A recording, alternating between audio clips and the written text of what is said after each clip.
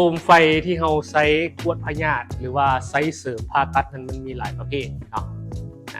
เพราะว่าจะเป็น LED ขีด1ขีด2ขีด5ขีด9ขีด12จังซี่นี่มื้อนี้แม่นค่อยมีตัวที่ว่าเป็น LED ขีด2เนาะตัวนี้เป็นตัวใหม่แล้วก็สามารถที่จะปรับแสงได้เนาะให้แสงเข้มหรือว่าแสงจางได้ตัวนี้นี่เนาะมันมีปุ่มปรับพร้อมเอามารีวิวให้เบิ่งเพราะว่าที่ผ่านมาเรารีวิวตั้งแต่ตัวเก่าตัวที่เป็น LED ขีด1ขีด5ขีด9เนาะโดยที่ว่าตัวใหม่นี่มาแล้วจะมาเทียบกับ LED ขีด1ให้เบิ่งพร้อมเลยว่ามันเป็นแบบไหนเนาะอันนี้คือตัวใหม่ที่เราเห็นนี่เป็นโคมไฟหัวจะใหญ่กว่าเราจะสังเกตเลยใหญ่กว่าตัว LED ขีด1นะตัวนี้เอิ้นว่า LED ขีด2เนาะสามารถปรับแสงได้จะมีปุ่มปรับอยู่นี่ได้5ระดับเนาะเราจะเห็นปุ่มปรับแสงอยู่นี่นะ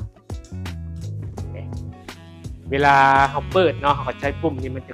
นจะมีเสียงแป๊บเห็นบ่เข้ามาใกล้ๆบนสวิตช์มันเนาะอันนี้มันชื่อ LED ขีด2มันจะมีปุ่มอยู่นี่ออนเนาะออนแล้วก็เปิดขึ้นทางด้านนี้มันจะแป๊บระดับ1 2 3 4 5เพราะว่าในการใช้งานตัวจริงเนาะเชี่ยวชาญหรือว่าท่านหมอต่างๆก็มีความลึงเคยบ่คือกันบางคนก็มักไฟแจ้งบางคนก็มักไฟบ่แจ้งหลายจังซี่ปรับได้ตามระดับเนาะอันนี้คือความต่างจากตัวก้อนตัว LED ขีด1ตัวนี้นี่มีแต่ว่าเปิดขึ้นมาแล้วมันก็จะอยู่ในระดับเดียวเลยไฟเปิดสมมุติเราเปิดไฟขึ้นมาเนาะอยู่ในระดับเดียวเลยจะปรับแสงบ่ได้นะแต่ที่ว่าเอามาเบิ่งกันนะโคมไฟเนาะโคมไฟก็มีจุดแตกต่างกันคือโคมไฟนี่จะเป็นบ่าใหญ่แล้วก็โคมไฟดอกเดียวเลยนะตัวนี้โคมไฟดอกเดียวเห็นแบบนี้เลยส่วนตัวเก่าที่ว่า LED ขีด1เนาะจะเป็นดอกไฟน้อยอยู่7ดอกทั้งหมดมันจะเป็น21วัตต์นะตัวนี้จะต่างกับตัวขีด2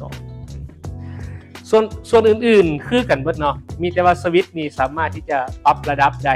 ส่วนอื่นๆจะมีมือจับนี่ยังคือเก่าเนาะคือกับ LED ขีด1บอนที่ปรับสูงต่ำนี่ก็คือเก่าปรับสูงต่ำคือกันบนมือจับเนาะส่วนขา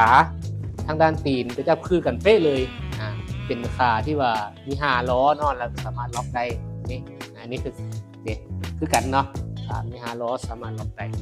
รูปโสมแม่นอันเดียวกันทางด้านตีนทางด้านโครงสร้าง